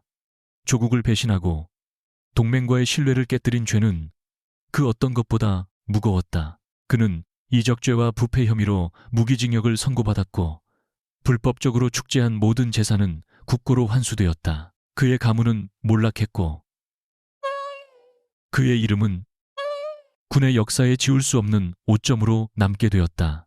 이 사건은 비록 시작은 추문이었지만 그 결과는 오히려 한미동맹을 더욱 굳건하게 만드는 계기가 되었다. 양국은 서로의 치부를 감추려 하지 않고 투명하고 신속하게 공조하여 부패를 척결하는 모습을 보여주었다. 이는 양국군 사이에 이전보다 훨씬 더 깊은 신뢰를 구축하는 밑거름이 되었다. 사건이 모두 마무리된 후 이태환 준장과 스티븐스 소장은 공동 기자회견을 열었다. 그들은 사건의 전모를 간략하게 밝히고 양국의 변함없는 동맹 관계와 정의를 바로 세우겠다는 확고한 의지를 천명했다. 이번 사건을 통해 우리는 고통스러운 교훈을 얻었습니다. 하지만 동시에 우리는 시스템 내부의 암을 스스로 도려낼 수 있는 자정 능력이 있음을 증명했습니다. 그리고 그 중심에는 자신의 위험을 무릅쓰고 진실을 밝히려 했던 이름 없는 영웅들의 헌신이 있었습니다. 이태환 준장의 발언은 강민준과 그의 팀원들을 향한 존경의 표시였다. 혼돈은 끝났다. 정의는 승리했고 배신자들은 심판받았다. 거대한 폭풍이 휩쓸고 지나간 자리에 새로운 질서와 희망이 싹트고 있었다. 이제 모든 시선은 이 폭풍을 일으킨 조용한 영웅 강민준 원사에게로 향해야 할 차례였다.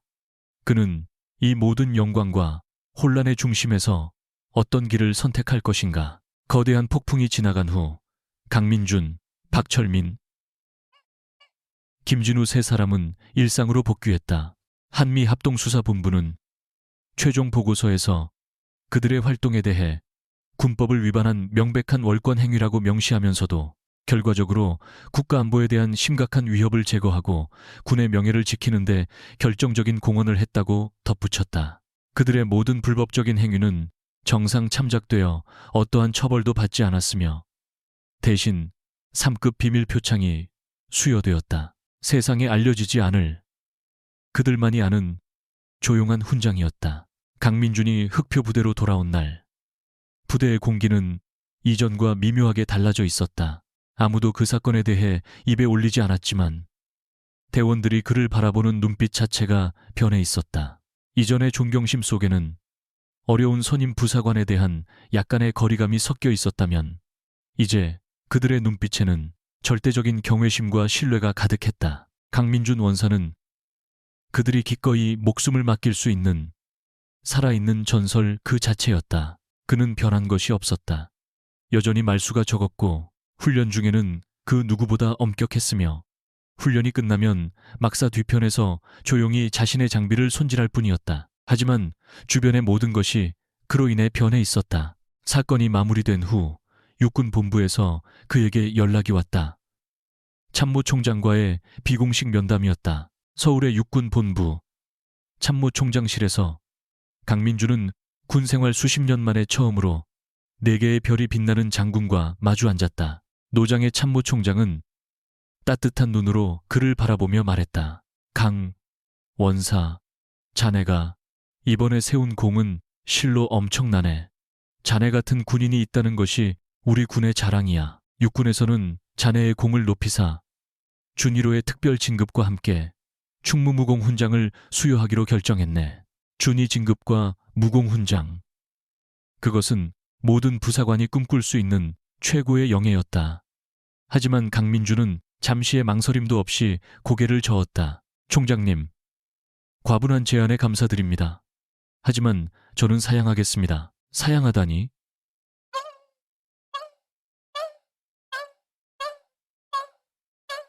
이유를 물어도 되겠나?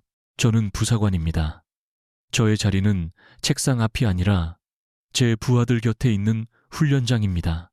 저는 영광을 위해 싸운 것이 아닙니다. 군인으로서 마땅히 해야 할 의무를 다했을 뿐입니다. 저에게 최고의 보상은 정의가 바로 서고 제 부하들이 자부심을 갖고 군 복무를 할 수 있는 군대 그 자체입니다. 그의 대답은 너무나도 강민준다웠다. 참모총장은 잠시 그의 얼굴을 쳐다보더니 깊은 감동과 함께 고개를 끄덕였다. 알겠네. 자네의 뜻을 존중하지. 하지만 군은 자네의 헌신을 영원히 기억할 걸세.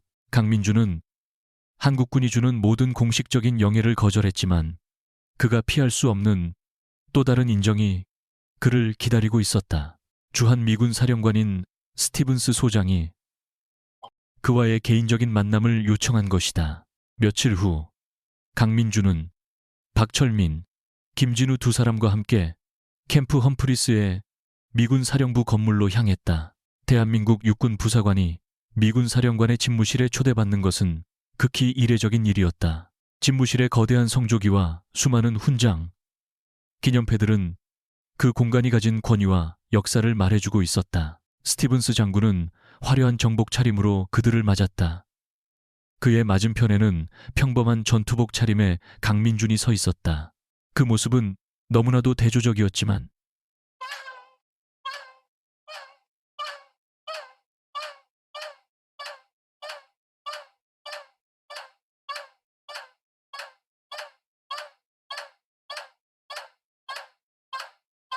그 누구도 강민준의 존재감이 장군에게 밀린다고 생각하지 않았다. 스티븐스 장군은 복잡한 외교적 수사 없이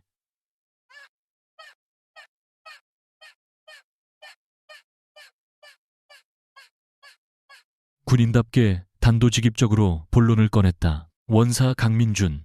그는 통역을 거치지 않고 서툴지만 진심이 담긴 한국어로 그의 이름을 불렀다. 먼저 미합 중국 육군을 대표하여 당신에게 깊은 감사를 표합니다. 그리고 우리의 부끄러운 과오에 대해 진심으로 사과합니다. 이사벨라 로시 대위는 우리 군의 명예에 씻을 수 없는 오점을 남겼습니다. 그는 잠시 말을 멈추고 강민준의 눈을 똑바로 쳐다보았다. 당신은 우리가 하지 못한 일을 해냈습니다. 당신 자신의 집뿐만 아니라 우리의 집까지 청소해 주었습니다. 당신의 용기와 청렴함, 그리고 뛰어난 전문성은 동맹이라는 단어의 진정한 의미가 무엇인지를 우리 모두에게 보여주었습니다. 스티븐스 장군은 책상 위에 놓여있던 고급 벨벳 상자를 집어들었다. 그가 상자를 열자 그 안에는 빛나는 동성무공훈장 레전 오브 메리트이 들어있었다. 동성무공훈장은 미국이 외국군에게 수여하는 최고 등급의 훈장 중 하나로 부사관에게 수여되는 경우는 거의 없었다. 이것은 미합 중국 대통령의 이름으로 당신에게 수여하는 훈장입니다. 당신의 뜻을 존중하여 공개적인 수여식은 열지 않겠습니다.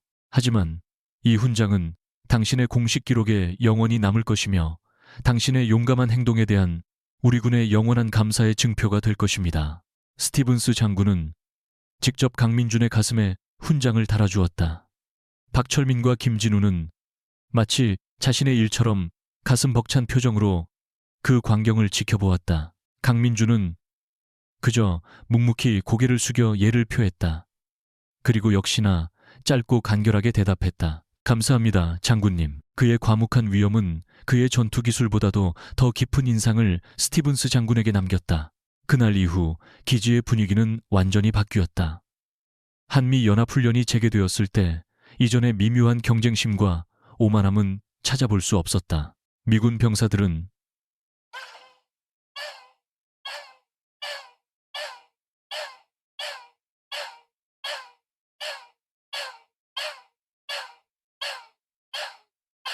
특히 흑표 부대원들을 진정한 파트너로서 존중하기 시작했다. 그들은 강민준이라는 한 명의 군인을 통해 한국군 전체의 저력과 명예를 보았기 때문이었다. 깨어졌던 신뢰는 회복되었고 동맹은 이전보다 더욱 단단해졌다. 다시 평택의 훈련장. 강민준은 뜨거운 태양 아래에서 신입 부대원들의 격투술 훈련을 지켜보고 있었다. 그는 여전히 말이 없었고 여전히 엄격했다. 그는 처음과 똑같은 사람이었지만 이제 그를 둘러싼 모든 것은 그로 인해 긍정적으로 변해 있었다. 한 젊은 하사가 동작을 실수하고 넘어지자 그는 예전처럼 조용히 다가가 손을 내밀었다. 괜찮다. 다시 일어서.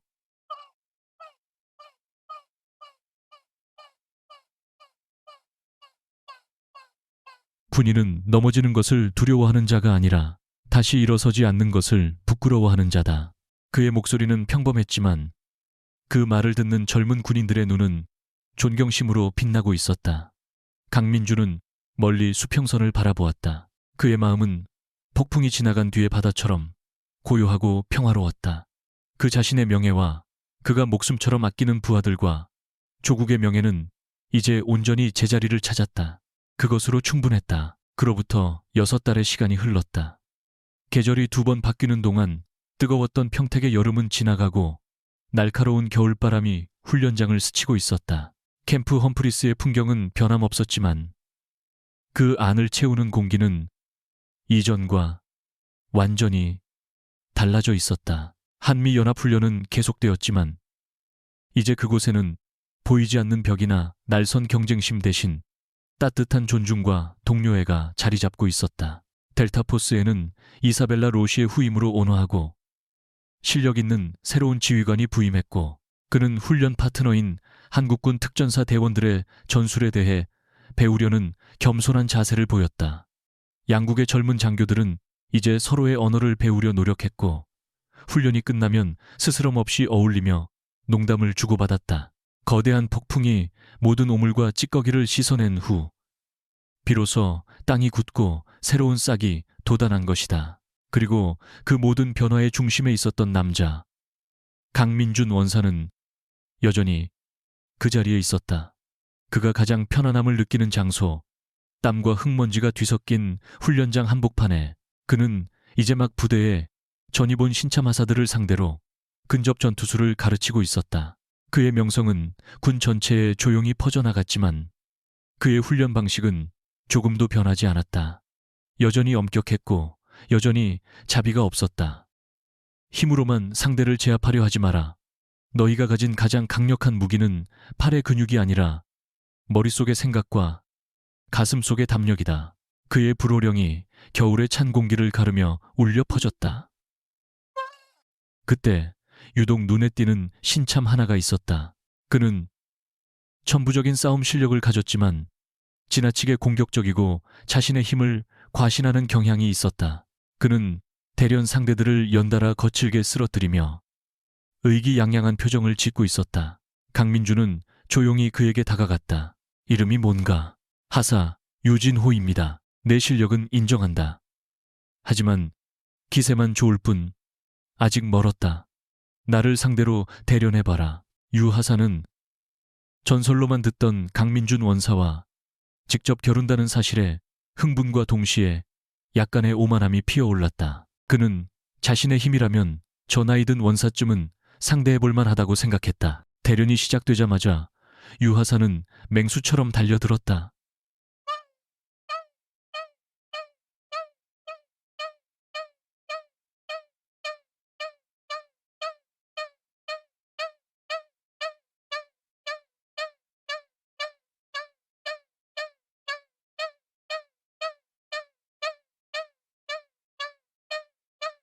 강민주는 단 한 걸음도 물러서지 않고 유하사의 모든 공격을 최소한의 움직임으로 흘려보냈다. 유하사가 주먹을 내지르면 그의 힘을 역이용해 균형을 무너뜨렸고, 발차기를 하면 그 다리를 잡아 부드럽게 던져버렸다.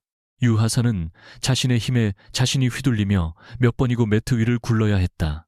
마지막으로 강민주는 지쳐서 헐떡이는 유하사의 등 뒤를 완벽하게 점유했다. 그는 목에 팔을 거는 대신 그의 어깨를 가볍게 두드리며 말했다. 알겠나? 진정한 강함은 상대를 부수는 힘이 아니라 나 자신을 통제하는 힘에서 나온다. 분노와 오만은 너의 눈을 멀게 할 뿐이다. 항상 냉정하고 항상 침착해라. 그것이 전장에서 너를 살릴 것이다. 훈련이 끝난 후 완전히 기가 죽은 유하사가 강민준에게 다가와 조심스럽게 물었다. 원사님, 어떻게 하면 원사님처럼 강해질 수 있습니까? 강민준은 땀을 닦으며 잠시 멀리 산등성이를 바라보았다. 그리고는 자신의 머리와 가슴을 차례로 가리키며 대답했다. 힘은 주먹에 있는 것이 아니다. 여기에, 그리고 여기에 있다. 군인은 눈앞에 적이 미워서 싸우는 게 아니야. 등 뒤에 지켜야 할 것들이 소중해서 싸우는 거다. 네가 왜 이 군복을 입고 있는지 그 이유를 단 한순간도 잊지 마라. 그것은 강민준 자신의 군인으로서의 평생의 철학이자 그가 다음 세대에게 물려주고 싶은 가장 중요한 유산이었다. 그의 곁을 지켰던 2명의 동료에게도 새로운 길이 열렸다. 김진우 상사는 그의 천재적인 사이버전 능력을 높이 산 국군 방첩사령부의 끈질긴 스카우트 제의를 받았다. 그는 현장을 떠나 책상에 앉는 것을 망설였지만 강민준은 그의 어깨를 두드리며 격려했다. 이제 전쟁터는 땅 위에만 있는 것이 아닐세. 자네는 보이지 않는 전선에서 조국을 지키는 최고의 수호자가 될 걸세. 김진우는 결국 전출을 결심했고 대한민국의 사이버 안보를 책임지는 핵심 인재로 성장해 나갔다. 불독 박철민 상사는 원사로 진급했다. 그는 강민준의 곁에 남아 그의 가장 든든한 오른팔로서 후배들을 양성하는 데 자신의 남은 군 생활을 바치기로 했다. 2명의 노병은 예전처럼 말없이 함께 훈련장을 지키며 서로의 존재만으로도 가장 큰 힘이 되어 주었다. 어느덧 해질녘이 되었다. 강민준은 혼자 기지가 내려다 보이는 작은 언덕에 올랐다. 저물어가는 노을빛이 그의 얼굴에 깊게 팬 주름을 황금빛으로 물들였다. 그의 발 아래 캠프 험프리스의 불빛들이 하나둘씩 별처럼 반짝이기 시작했다. 그는 몇 달 전에 그 폭풍 같았던 밤을 생각했다. 그는 이사벨라 로시를 떠올렸다. 이제 그녀에 대한 분노나 증오는 남아있지 않았다. 그저 자신의 뛰어난 재능을 탐욕과 오만으로 망가뜨린 한 인간에 대한 서글픈 연민만이 느껴질 뿐이었다. 그는 승리감에 도취하지 않았다. 그저 비뚤어졌던 것들이 제자리를 찾고 정의가 당연한 모습으로 돌아온 것에 대한 조용한 만족감을 느낄 뿐이었다. 강민준. 그의 이름은 공식적인 역사책이나 화려한 전쟁사에는 기록되지 않을 것이다. 훈장 수여식 사진에도 장군들의 회고록에도 등장하지 않을 것이다. 그는 그저 평생을 군인으로 살다가 언젠가는 조용히 전역할 한 명의 부사관일 뿐이다. 하지만 그의 이야기는 사라지지 않을 것이다. 그가 땀 흘려 길러낸 수많은 부하들의 가슴 속에 막사에서 막사로, 선배에게서 후배에게로 조용히 전해지는 전설 속에 영원히 살아 숨쉴 것이다. 오만과 부패라는 거대한 악에 맞서 총포의 굉음이 아닌 자신의 굳건한 신념과 청렴함이라는 조용한 힘으로 승리한 한 겸손한 군인의 이야기. 차가운 겨울밤의 어둠이 완전히 내려앉았다. 하지만 저 멀리 동쪽 하늘에서는 곧 떠오를 새로운 새벽의 희미한 빛이 감돌고 있었다. 폭풍이 지나간 자리에 고요하고 희망찬 평화의 아침이 밝아오고 있었다.